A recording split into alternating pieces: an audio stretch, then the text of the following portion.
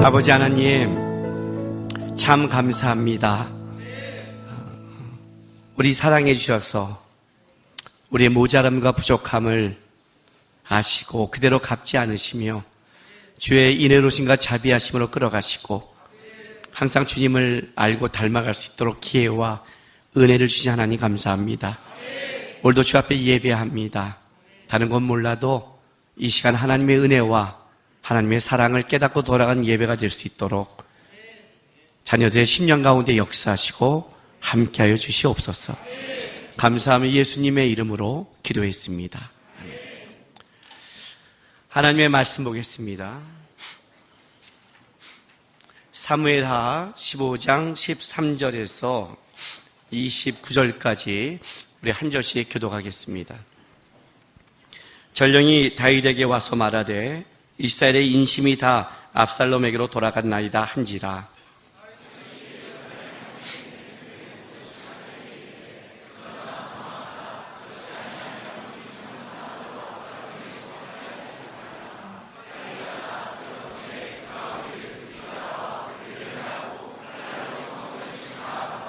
왕의 신하들이 왕께 이르되 우리 주 왕께서 하고자 하는 대로 우리가 행하리이다. 보소서 당신의 종들이니다 하더라.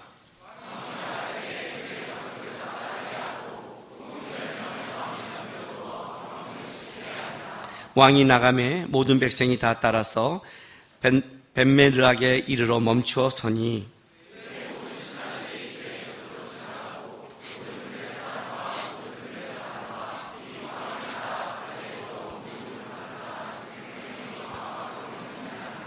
그때 왕이 가질 사람 이때에게 이르되 어찌하여 너도 우리와 함께 가느냐? 너는 쫓겨난 나그네이니 돌아가서 왕과 함께 내 곳에 있으라.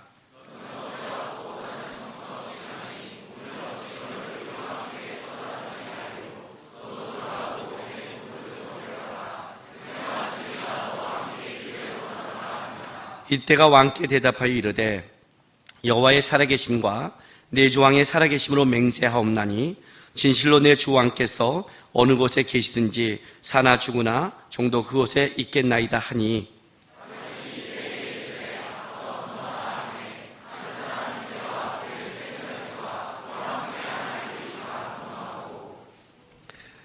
온 땅 사람들이 큰 소리 울며 모든 백성이 앞서 건너가매 왕도 기드론 시내를 건너간 모든 백성이 광야길로 향하니라.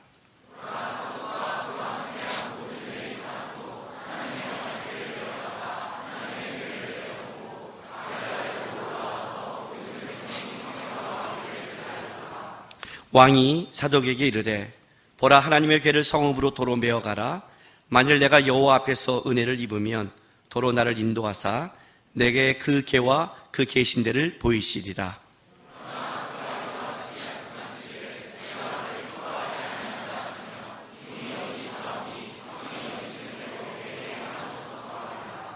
왕이 또 제사장 사독에게 이르되 내가 선견자가 아니냐?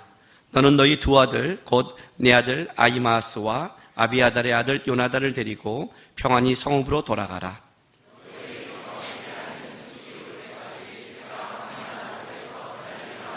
같이 있습니다. 사독과 아비아달이 하나님의 궤를 예루살렘으로 도로 메어다 놓고 거기 머물러 있으라. 아멘. 하나님 사랑하세요? 생각 좀 하고 대답하세요. 나는 지금 심각한 질문을 던졌는데 너무 쉽게 대답하면 진짜 하나님 사랑하세요? 네. 여러분 신앙이 순수하다, 신앙이 좋다, 그런 신앙은 어떤 신앙을 두고 얘기할까요? 우리가 어떤 신앙을 갖고 신앙이 참 훌륭한 신앙이다, 저 사람 참 순수하다, 이런 신앙은 어떤 신앙일까요? 어떤 사람도 온전한 사람이 없습니다. 어떤 사람도 실수하는 사람이 없습니다. 우리가 사람답게 사는 것은 어떤 인간이 태어나서 자기 스스로 그렇게 사람처럼 자라지 못합니다. 누군가의 보호, 도움, 그 안에서 사람은 자라게 돼 있습니다. 자라면서 아이들은 실수하는 겁니다. 실패하는 겁니다. 그렇게 자라는 거예요. 그런데 자라면서 어떤 사람은 훌륭한 사람이 되고 어떤 사람은 그렇지 않습니다. 제가 우리 큰아들이 올해 25이니까 25년 전이 되겠죠. 첫 애가 나올 땐 정신이 더 없어요. 둘째는 조금 더 여유가 있는데 어쨌든 첫째는. 근데 이제 병원에 가서 낳고 이제 아들이에요 해서 보러 갔더니 한 애들이 몇백 명 있는 거예요. 우리 애가 어떤 애예요? 그랬더니 저기 있대요. 갖고 이게 오는데 갓 나온 애들은 외계인 같아요. 보시고 알아요. 그러니까 여기도 이렇게 쭉 나와 있고 좀 이렇게 ET 같아요. ET. 딱 보여줘요. 제 애기라니까 보고 나서 이제 갖다 놓는데 그 아이를 보면서 다른 신생아가 다 보이는 거예요. 그때 제가 이제 하나님께 이렇게 기도했어요. 하나님, 여기 수많은 생명이 있고 이제 태어난 갓 생명인데 이 생명 중에 어떤 생명은 이 땅에 진짜 복의 통로가 되는 삶을 살아갈 테고 이 생명 중에 어떤 생명은 차라리 태어나지 않았으면 하는 지금 아무것도 모르는 이 생명인데 그렇잖아요? 이 아이가 어떻게 자라냐에 따라 다른 인생, 다른 삶을 사는데 이 아이가 제 아들이 하나님을 알고 그래도 하나님이 이 땅에 보낸 사람다운 삶을 살았으면 좋겠습니다 라고 기도가 나오는 거예요. 아이들이 쫙 있으니까 그렇게 자라는 거예요. 근데 그렇게 자라면서 아무리 기도하고 아무리 애쓰는 애도 어떻게 돼요? 실패하고 실수하는 거예요. 진짜 아이들은 딱 부모를 성화시키는 도구예요. 딱 부모를 성화시켜요. 그래서 여러분들에게 해줄 최고의 요구는 이거예요. 결혼해서 너 같은 자식을 꼭 키워라. 그래야 부모 마음을 아니까 꼭 너 같은 거 키워라. 지금 너가 잘났다고 그러지? 꼭 너 같은 거 키워봐라. 이 부모가 이 말을 하냐면 자라면서 보는 거예요. 다 그렇게 자라요. 신앙도 마찬가지예요. 하나님 앞에도 처음부터 완벽한 신앙이 없어요.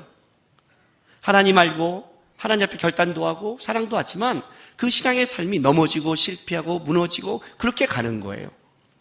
하나님이 인정한 신앙도 이 과정을 겪고 하나님께서 혼내는 신앙도 그 과정을 똑같이 겪어요. 그런데 왜 똑같은 과정을 겪는데 어떤 자는 결국 하나님이 보시기에 너는 참 하나님의 사람이었다라고 하는 사람이 있고 어떤 자는 하나님 앞에 똑같이 그런 과정을 겪는데 완전히 무너지는 그런 신앙이 있다는 거죠. 오늘 우리가 다윗만 봐도 다윗의 신앙이 완벽하고 온전하지 않은 걸 우리는 보게 돼요. 얼마나 많은 실수를 해요. 얼마나 많은 판단착오를 해요. 오늘도 다윗이 도망가면서 후궁 10명을 남겨둬요. 이 후궁 10명은 압살롬이 나중에 다 범해버려요. 이건 다윗의 착오였죠. 그죠? 만약 이 후궁을 데려갔다면 이렇게 모독당하지 않았을 텐데. 왜? 다윗 생각에는 이 반란을 일으킨 자가 자녀가 자기 자식이잖아요. 자식이 아니었다면 어쩜 데려갔어요. 왜냐하면 당시에 옛날 왕의 첩을 취하는 자는 그 왕권을 가져갔다는, 왕권을 내가 이제 뺏었다는 의미를 가져요. 그래서 다른 나라의 왕의 지배를 하게 되면 그 왕이 갖고 있던 첩이나 이거를 자기의 전리품처럼 뺏어서 취하는 게 있어요. 그러나 이 반역은 다른 자가 아니라 아들이잖아요. 첩이지만 어머님 뻘이기 때문에 설마란 아무리 반역을 해서 정권을 뺏겼지만 그럴 수 있을까라는 다윗의 착오와 또 압살롬은 다윗에게 마음이 언제 틀어지냐면 그의 형 암논이 그의 동생 다말을 범했을 때 근친상간이거든요. 그거에 다윗의 움직이지 않자 거기에 분노해서 암논을 죽이잖아요. 어떤 면에서는 이 근친상간에 대해서 분노할 수 있는 자가 압살롬이었잖아요.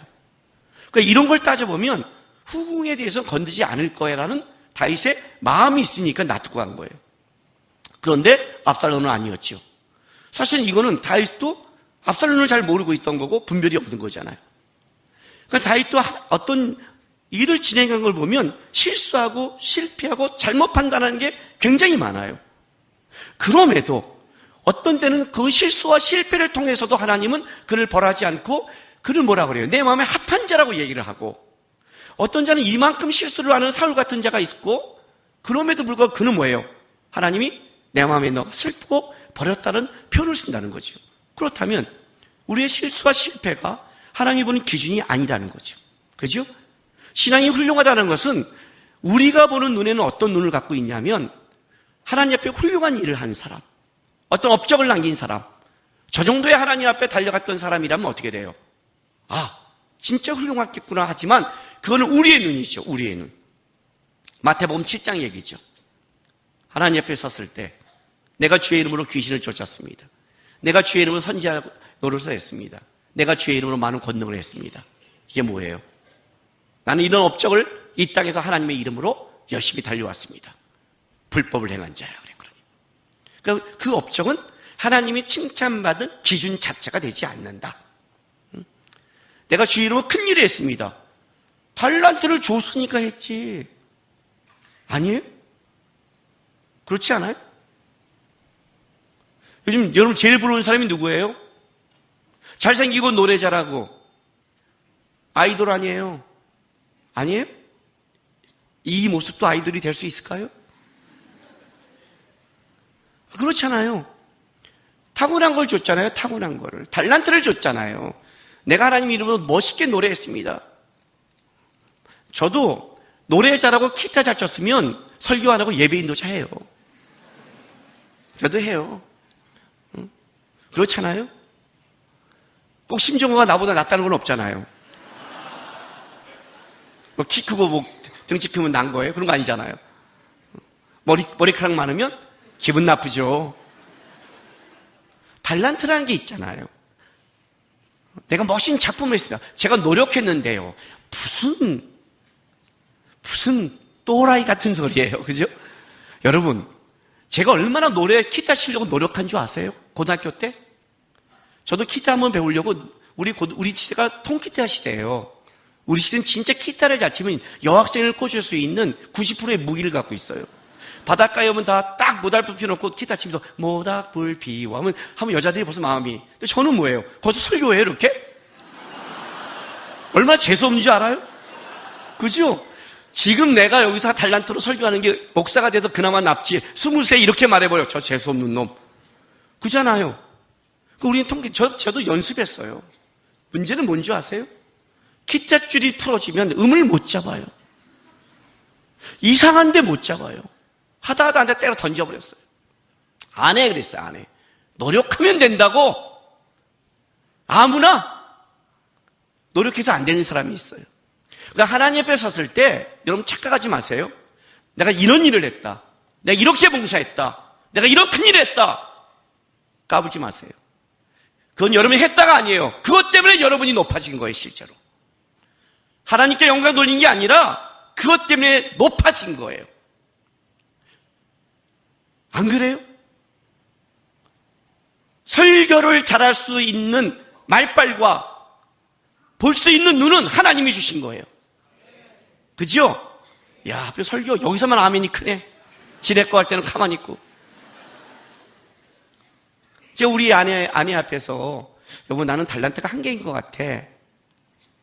뭐? 난 설교할 때 안 떨려.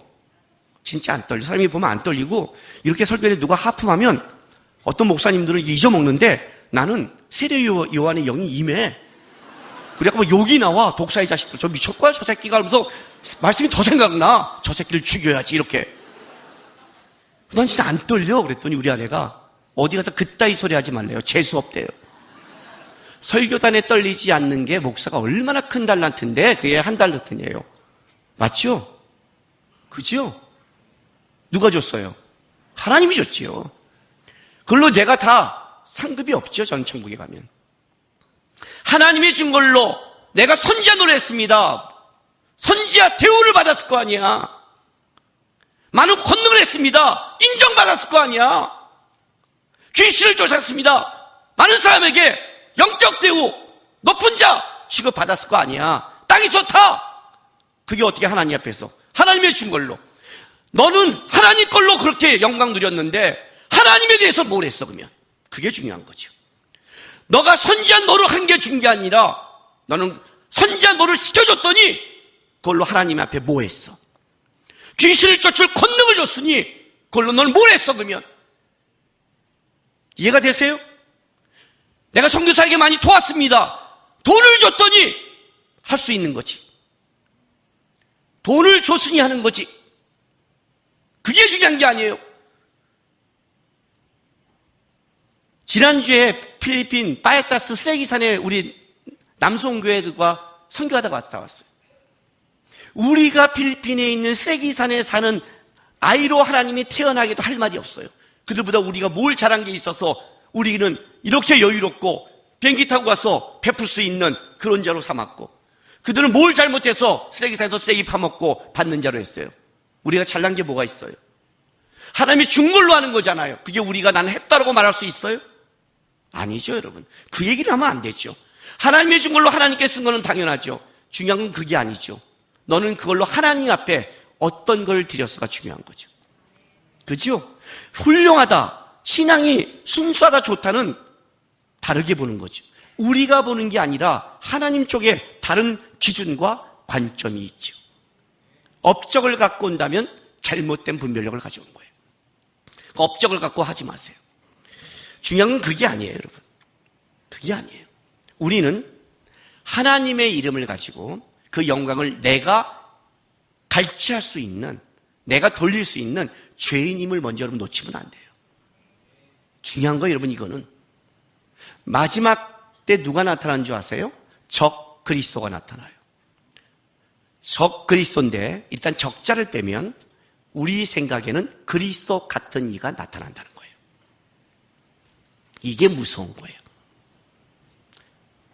교회를 망치는 자들은 세상에 있는 사람이 아니에요. 세상에 있는 자는 그냥 교회를 공격해 봤을 뿐이에요. 세상이 교회를 망가뜨릴 수도 없어요. 수많은 세상의 공격 속에 교회는 세상의 공격에 무너진 예가 없어요. 교회가 무너질 때는 뭐가 무너지냐면 세상의 공격이 아니라 하나님을 향한 신앙의 순수성과 신앙의 본질이 틀어질 때 교회는 무너져요. 예배를 모독하는 자는 세상 사람이 아니에요. 예배 드리는 자지. 여기 있는 사람이지. 여기 있는 사람이지. 아니에요?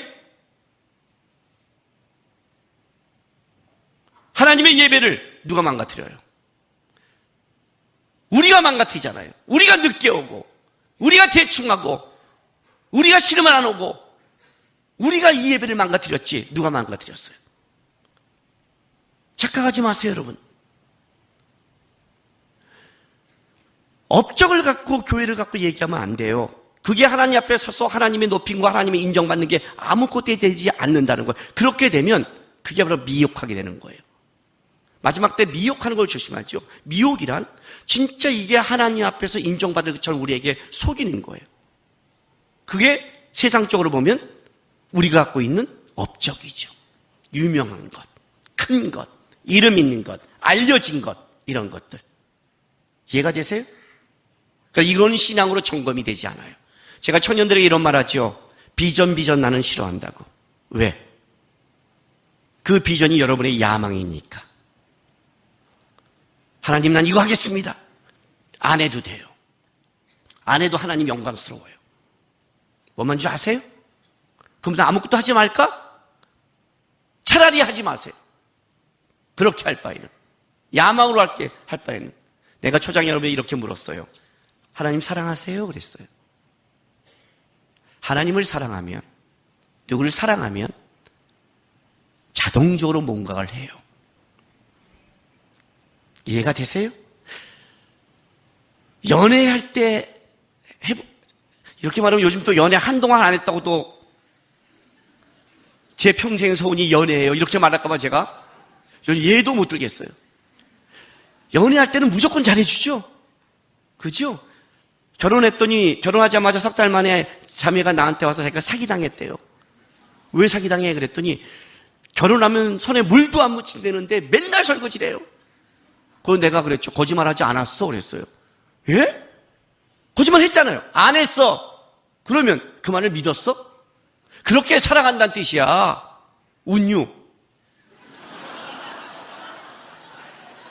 내가 하늘의 별을 따다 줄게. 그걸 믿어요? 생각이 있는 여자예요? 별 따와. 빨리 별 따와. 별 따면 큰일 나요. 지구 망해요. 부닥쳐서. 그 정도 사랑한다고. 나는 당신에게 손에 물을 안 묻힐 정도로 그렇게 한다고 내 마음은. 그런데 실력이 안 된다고.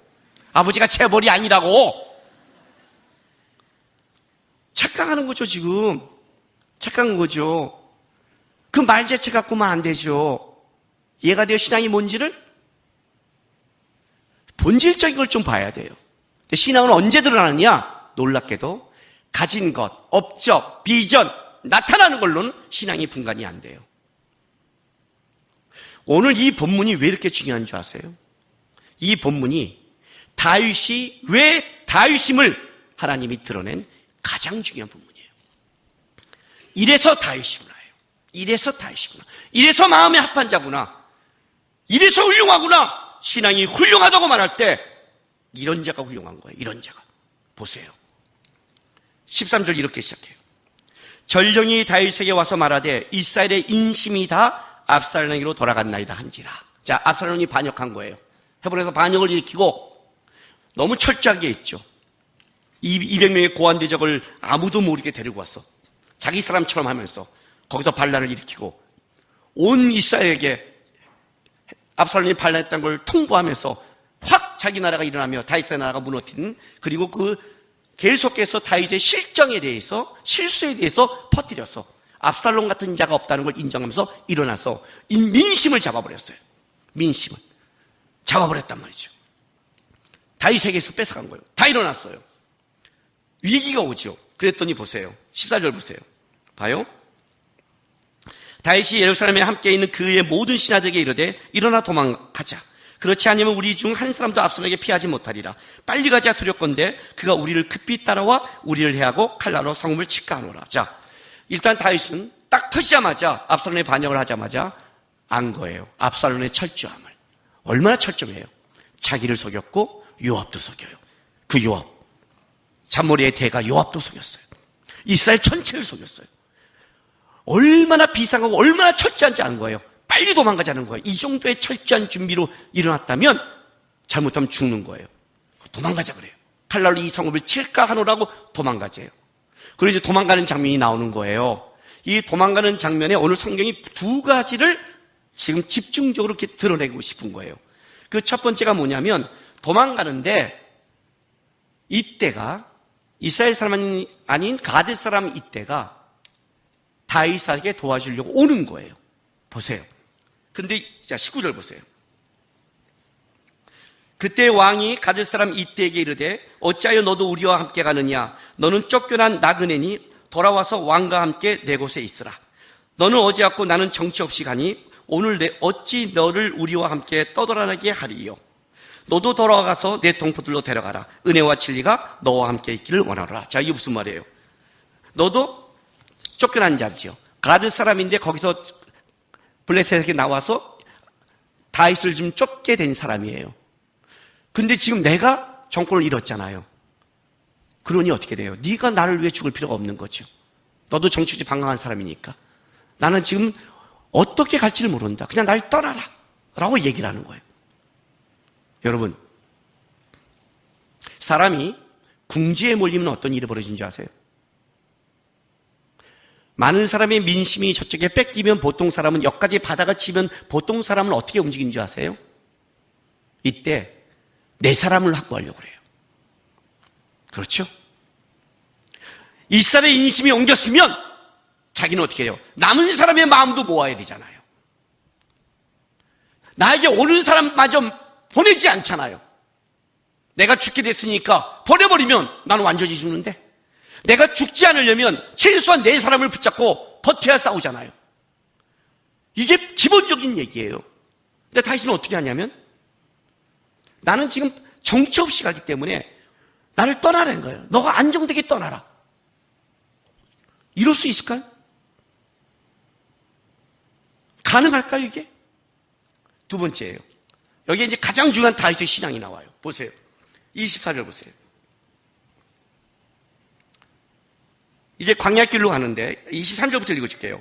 온 땅 사람이 큰 소리를 울며 모든 백성이 앞서 건너가매 왕도 기드론 시내를 건너간 모든 백성이 광야길로 향하니라. 이제 이때가 나는 같이 않고 쫓겠습니다 하니 같이 데리고 광야길로 가는 거예요. 그런데 24절 25절 보세요.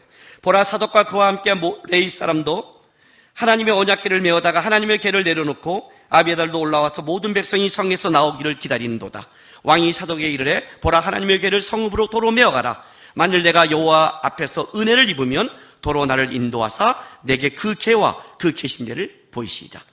그러나 26절, 그가 이와 같이 말씀하시기를 내가 너를 기뻐하지 아니한다 하시면 종이 여기사오니 선히 여기는 대로 내게 행하시옵소서 하라. 이렇게 나가는 거예요. 여러분, 지금 뭐가 있냐면 대제사장이 언약궤를 갖고 쫓았어요. 이건 뭘 상징한 줄 아세요? 정통성을 상징하는 거예요. 이스라엘은 하나님의 나라예요. 하나님의 나라에 가장 중요한 건 법궤가 있어야 돼요. 그죠? 사무엘상 4장에 어떤 일이 벌어져요? 엘리의 두 아들이 전쟁에서 블레셋과의 문제가 생기니까 법궤를 끌고 오죠. 법궤를 끌고 가서 전쟁하려고 그랬잖아요. 법궤는 단순하게 그냥 그들이 갖고 있는, 믿고 있는 어떤 말씀이 들어간 것이 아니라 뭘 상징해요? 하나님의 임재, 하나님의 함께함, 그걸 상징하잖아요. 법궤를 가져왔던 건 뭐냐면 아직 다윗에게 뭐예요? 정통성이 있다는 뜻이에요. 그런데 법궤를 다시 돌아가라는 거예요, 예루살렘으로. 법궤가 돌아가고 압살롬이 예루살렘을 정복하면 정통성이 어디로 넘어가냐면 압살롬이 넘어가는 거예요. 이건 굉장히 심각한 거예요, 영적으로. 적어도 다른 사람은 몰라도 법궤는 잡고 있어야 돼요. 그런데 뭐라고 말하냐면 법궤를 돌려보내요. 이게 가능하냐 이거예요, 여러분. 이게 가능하냐는 거예요. 지금 이게 다윗의 신앙이에요. 정통성을 넘길 수 있을까요? 자기를 쫓는 사람에게 가라앉을 수 있을까요? 여러분, 지금 다윗이 어떻게 쫓기는 줄 아세요? 다윗이, 자, 시편 3편 1, 2절 제가 읽어줄게요. 여러분, 여기는 그냥 성경 본문이 뜨지만 그냥 뛰죠. 1절로. 여러분이 혹시 성경책을 갖고 온 사람이 있다면 이 3장 1절 앞에 파란 글씨로 이런 소제목이 써 있어요. 다윗이 그의 아들 압살롬을 피할 때 지은 시. 이해가 되세요? 그러니까 지금 다윗이 이때 지은 시예요. 자, 1, 2절을 이렇게 말을 해요. 여호와여, 나의 대적이 어찌 그리 많은지요. 일어나 나를 치는 자가 많으니이다. 많은 사람이 나를 대적하여 말하기를 그는 하나님께 구원을 받지 못한다 하나이다. 대단하죠. 많은 사람이 대적해요. 이스라엘은 이미 심히 갔어요. 뭐라고 하는지 알아요? 그들이 그냥 가는 게 아니에요. 이렇게 하는 거예요. 그는 하나님께 버림받은 거야. 그는 하나님의 구원을 받지 못한 거야. 하나님이 버렸기 때문에 그의 아들이 반역하는 거야. 하나님이 버렸기 때문에 수많은 사람들이 함께하는 거야. 우리는 보는 걸로 다 판단하니까, 업적으로 판단하는 거니까 그걸 듣고 있는 거예요. 이 소리를 듣고 있다면 다윗이 지금 뭘 얘기를 해야 되냐면 나는 하나님께 버림받지 않았어. 아직 하나님은 날 지켜. 이걸 말하고 싶다면 다윗은 언약궤를 지키고 있어야 돼요. 정통성이니까. 언약궤가 나랑 함께, 이 말을 해야 되는 거예요. 다윗은 여기서 언약궤를 넘겨주면 진짜 하나님이 다윗을 버렸다는 것이 온 이스라엘 백성 앞에 공식화되어 가는 거예요. 근데 이걸 버릴 수 있어요? 말이 쉽지. 말이 쉽지. 다시 읽어드릴게요. 25절 다시 보세요. 이 고백이 어떤 고백인지 다시 보세요. 자, 다시 읽을게요. 왕이 사독에게 이르되, 보라, 하나님의 궤를 성읍으로 도로 메어가라. 만일 내가 여호와 앞에서 은혜를 입으면 도로 나를 인도하사 내게 그 궤와 그 계신대를 보이시자. 자, 내가 여호와 앞에 은혜를 입으면, 문자적으로 이걸 다시 제가 읽어드릴게요. 문자적으로, 만일 내가 여호와 눈에서 호의를 발견하면, 하나님의 눈에서 하나님이 나에 대해서 호의가 인자한 마음을 가지고 있다면 하나님이 나를 다시, 내가 언약궤를 끌고 가는 게 아니라 하나님이 언약궤 앞으로 나를 인도해 걸 것이요. 만약 그렇지 않다면 하나님의 선하심을, 하나님의 성품에 의지해서 긍휼을 구하는 거예요. 내 잘못이라면. 놀랍죠? 하나님을 이용하지 않아요.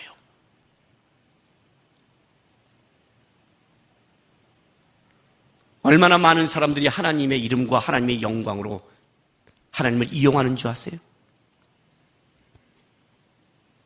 여러분들이 하나님께 영광 돌리겠다는 것이 진짜 하나님께 영광일까요? 제가 청년들에게 이걸 물어요. 하나님 뜻대로 살기를 원하십니까? 그러면 아멘 그래요. 그죠? 다시 물을까요, 청년들? 하나님의 뜻대로 살기를 원하십니까? 아주 아멘은 이제 적어졌어요.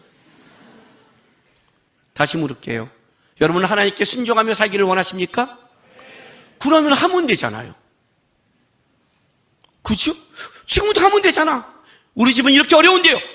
거기서 하라고. 우리 집은 안 믿는데요. 거기서 하라고.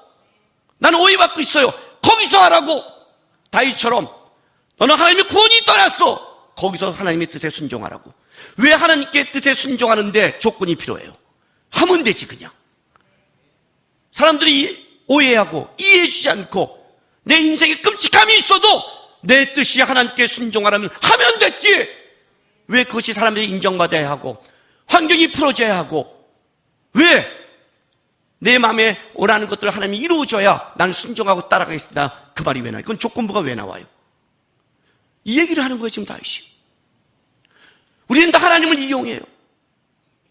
다윗이 왜 이렇게 나간 줄 아세요? 다윗에게는 철저히 하나 그 신앙 속에 중요한 게 하나 있어요. 정상적으로 말할게요. 정상적으로 인간적으로 전쟁을 한다면 다윗은 예루살렘을 떠나면 안 돼요. 왜? 예루살렘 시온성은 높은 산 위에 있어요. 고지에 있다고요. 그래서 이 여부스성을 다윗 때에 정복을 해요. 가나안 땅에 들어가서 사사기 400년을 지나고도 이 땅은 이스라엘이 정복하지 못한 땅이었어요. 다윗이 헤브론의 왕이 된 다음에 이 땅을 정복해서 다윗성, 시온성이라 해놓고 여기에다가 하나님의 그거를 성전을 만드는 거예요. 성을. 여기는 고지예요. 해발이. 그러니까 여기를 철저히 막으면 압살롬이 공격해 온다 할지라도 버틸 수 있어요. 두 번째, 여기에 법궤가 있어요. 법궤가 계속 있는 한 이스라엘 백성들이 처음에는 이민심이 갔을지 모르지만 시간이 지나면 자식이 반역한 것과 그런 것들을 홍보하면 다시 법궤가 있는 한 이스라엘 사람은 정통성에 다윗에게 돌아오게 돼 있어요. 그러니까 인간적으로 한다면 이 전쟁에 있어서는 다윗은 이렇게 말해야 돼요. 예루살렘을 사수해. 빨리 내 사람들을 불러 모아. 철저히 방어해. 석 달이면 돼. 왜냐면 따라간 200명도 얼떨결에 따라갔어. 지금 얼떨결에 지금 한 게 되게 많아. 이 소문이 다시 정상적으로 되면 다윗의 편에 쓸 거야. 더욱 중요한 거, 법궤가 있어. 법궤가 있는 한 함부로 창을 압살롬이 들이대지 못해. 왜? 잘못이겠다가는 다윗에게 공격한 게 아니라 법궤가 있는 하나님의 성전을 향해 공격할 수 있는 거니까. 그죠? 왜 이 방법을 쓰지 않았을까요, 다윗은? 도망가다 보면 더 죽을 수 있는데 왜 갔을까요? 자기의 왕권과 자기의 영광을 위해서 하나님의 법궤가 있는 하나님의 성을 전쟁터로 만들고 싶지 않은 거였어요. 이해가 되세요? 그 예루살렘 성, 예루살렘이 어떤 곳인 줄 아세요? 아브라함이 이삭을 바친 곳이에요. 모리아산. 거기서 나중에 다윗이 뭐예요? 아라논의 타작마당을 한 그곳이에요. 이 땅에 나중에 성전이 쓰고 여기서 예수님이 십자가를 이루신 그 땅이에요.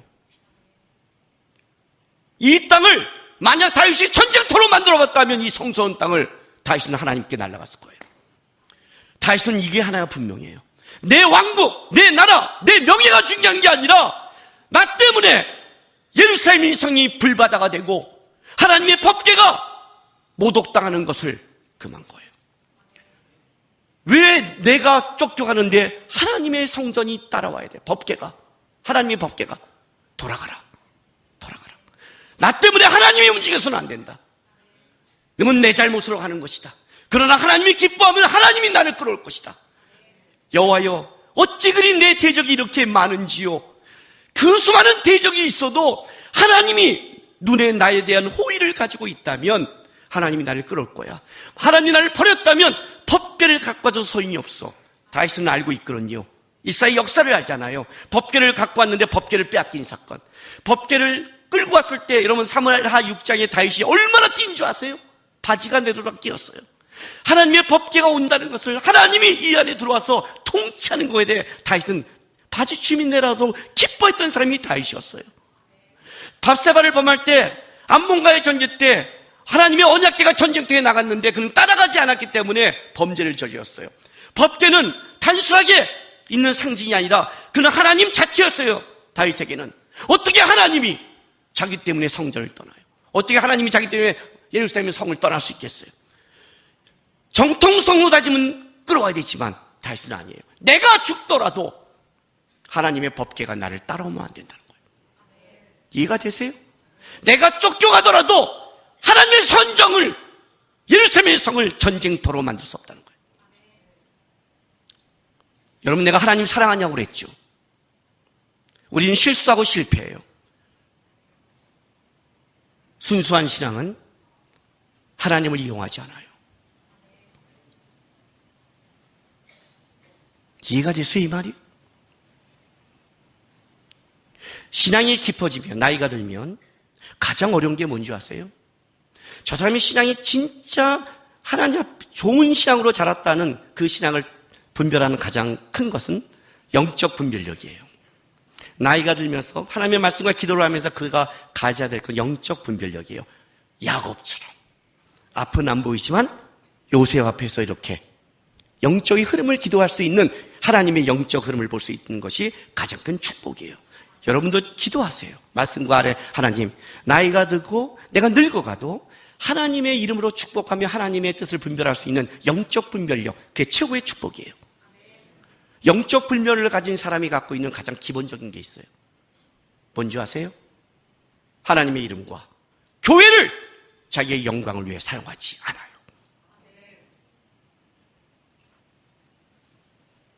내가 망가질 망정, 내가 포기할 망정, 하나님의 교회와 하나님의 이름이 모독되는 것을 두려워해요. 그 사람이 아무리 명분이 훌륭하고 아무리 대단한 걸 외쳐도 교회와 하나님의 이름을 함부로 사용하면 조심하셔야 돼요. 이게 다윗의 신앙이에요. 왜 그런지 아세요? 하나님을 사랑하니까. 내 사랑하는 사람의 이름이 다치지 않기를 원하니까. 차라리 내가 당하니까 그게 사랑이에요. 여러분은 작게 이런 경험해 본 적 있지 않으세요? 뭐 하다가 예수님 때문에 참은 거. 이번에 선교 가는데 제가 우리 남성교회만 데려가니까 남자만 40명이 갔어요. 여러분, 그것도 아저씨 40명이에요. 되게 우중충해요. 청년 40명은 파릇파릇해. 아저씨 40명은 우중충해요. 저쪽 가서 물가에 앉아 있는데 어떤 사람이 한 6명 앉아 있는 데 있잖아요. 우리가 그 자리가 꼭 필요했어요. 거기 넓은데 거기 차지하고 있는데 괜찮아요? 하고 우리 20명이 앉으니까 걔네가 일어나 나가요. 무서워서. 그리고 40명이 하니까 아무도 안 와요. 딱 문신만 있으면 우린 조폭이에요. 근데 가면서 이렇게 말해요. 우리 집사님들이, 야, 목사님 하지 마. 그러면 목사님 힘들어. 저 힘들거든요. 저 왜 저렇게 나가다 보면 저를 알아보는 사람이 알아보는 사람이 너무 많았어. 혹시 제가 가발 쓰더라도 김남욱 목사님 타락했어. 그러지 마세요. 하도 알아봤어. 아무도 아멘 안 하는구나. 니네 머리가 빠져야죠, 그죠? 남의 머리는 관심 없죠? 그랬더니 이제 알았어, 우리 이제 대표님, 뭐 사장님 그래요. 거기까지는 좋았어요. 근데 급할 때는 어떻게 나와요? 급할 때는 목사님 그래요. 야, 이 새끼야. 집사님한테 목사라고 그래, 목사님이라고 그래. 그래요. 대표님, 사장님, 목사님 이상하잖아요. 남들이 볼 때 목사가 사장이고 대표야? 내가 이상한 사이비 목사가 된 거예요. 차라리 이제 목사님이라고 그래. 그게 속편해. 그래서 알았어요. 목사님 그래요. 어떤 일이 벌어진 줄 아세요? 거요. 막 하다가 목사님 그러면 목사처럼 걸어요. 야식게 하다가 목사님 그러면 집사님. 이해가 돼요? 집사들이 저 잡는 방법이 뭔지 아세요? 많은 사람 앞에서 뭐라면 목사님. 그럼 내가 웃으면서 왜 그래요? 나쁜 집사님. 그래요. 이해가 돼요? 목사님 소리 듣는 순간에 나는 모든 게 제약이 돼요. 왜? 목사는 예수님과 연결되어 있으니까. 우리 작게 그것 때문에 싸우잖아요. 예수님 때문에 내가 집에서 잠잖아요. 예수님 때문에 이거 하잖아요. 예수님 때문이잖아요. 맞아요. 그게 모든 곳에 그렇게 가야 돼요. 예수님의 이름이 걸린다면 내가 참겠습니다. 내가 모독받겠습니다. 내가 그냥 당하고 끊겠습니다. 나를 인정하기 위해서, 나를 증명해서 하나님의 이름과 예수님의 이름과 교회를 팔지 않겠습니다. 그게 신앙이라고요. 이게 다윗의 신앙이라고요. 끔찍하게 몰려서 예루살렘 성에서 법궤를 가지고 있다면 빨리 진압될 수 있는 것을 생명을 걸고 도망가는 가장 큰 이유는 내 생명이 하나님께 있음을 믿고 나의 잘못과 나의 실수 때문에 조금이라도 하나님의 예루살렘 성이 전쟁터와 법궤가 움직이는 것을 죽어도 반대하는, 차라리 내가 모독을 받으면 받지 절대 안 하겠다는 것. 이게 하나님을 두려워하고 하나님을 경외하고 사랑하는 거예요. 아셨어요? 우리 모두 실수할 수 있어요. 실패할 수 있어요. 누가 잘못한 걸 갖고 명분을 갖고 잘난 척하지 마세요. 우리는 100% 옳은 사람도 없고 100% 틀린 사람이 없어요. 하나님은 그래서 그걸 안 봐요. 다 부족하니까. 근데 한 가지는 봐요. 그 심령 속에 진짜 하나님을 경외하고 하나님을 두려워하고 하나님의 이름이 나 때문에 모독되지 않으려고, 적어도 하나님, 내가 하나님의 이름을 사랑하고 존중하며 경외하는 마음, 그래서 하나님의 이름을 높이려는 싸움, 그 마음이 있으면 그는 하나님의 마음에 합한 자요. 그가 아무리 명분이 바르고 큰 일을 한다고 그러고 멋진 얘기를 해도 하나님의 이름과 교회를 이용하면 아닌 거예요. 예루살렘이 불타면 안 돼요. 법궤가 불타면 안 돼요. 교회가 모독당하면 안 돼요. 하나님이 모독당하면 안 돼요. 아셨어요? 그게 하나님 사랑하는 거예요. 나는 여러분이 하나님 앞에 진짜 순수하고 하나님 경외하며 하나님 앞에 하나님의 이름을 높이려고 애쓰는 그런 신앙이 됐으면 좋겠어요. 평생을 주님, 예수님 때문에 내가 참고 당해도 주님이 나에게 호의를 갖고 계시면 능히 저를 높임을 믿고 저는 예수만 바라보며 살아가겠습니다. 그런 하나님의 사람이 되시기를 주님의 이름으로 바랍니다. 기도합시다. 하나님, 내 인생이 아무리 몰려도 아무리 급해도 죽을 것 같아도 주님 앞에 순종하는 신앙, 하나님 사랑하는 신앙 되게 도와주십시오. 하나님을 이용하고 하나님을 통해서 내 이익과 유익을 보는 그런 신앙 쫓지 않게 도와주십시오. 제 속에 하나님을 향한 사랑이 있는지 진짜 내가 하나님을 향한 영광, 명예, 명분을 말하는 게 아니라 내가 그 예수의 이름이라면 기꺼이 어려움을 가겠다는 하나님을 향한 사랑이 있는지, 그 사랑이 평생 하게 해달라고, 평생 하나님을 순종하며 다윗처럼 어렵고 힘들어도 주님 쫓는 신앙 되게 해달라고 우리 다 같이 주여 한번 외치면서 기도하겠습니다. 주여! 할렐루야. 아버지 하나님 감사합니다. 하나님, 여기 하나님의 자녀들 있습니다. 하나님, 우리 살면서 실수하고 잘못도 하지만 우리 심령 깊은 곳은 언제나 하나님의 이름을 경외하고 하나님을 사랑하고 주님의 이름, 하나님의 이름이라면 기꺼이 내가 오해받고 힘들어도 기꺼이 이 길을 다윗처럼 가겠다 하는 다윗 같은 자들이 일어날 수 있도록 하나님 도와주시옵소서.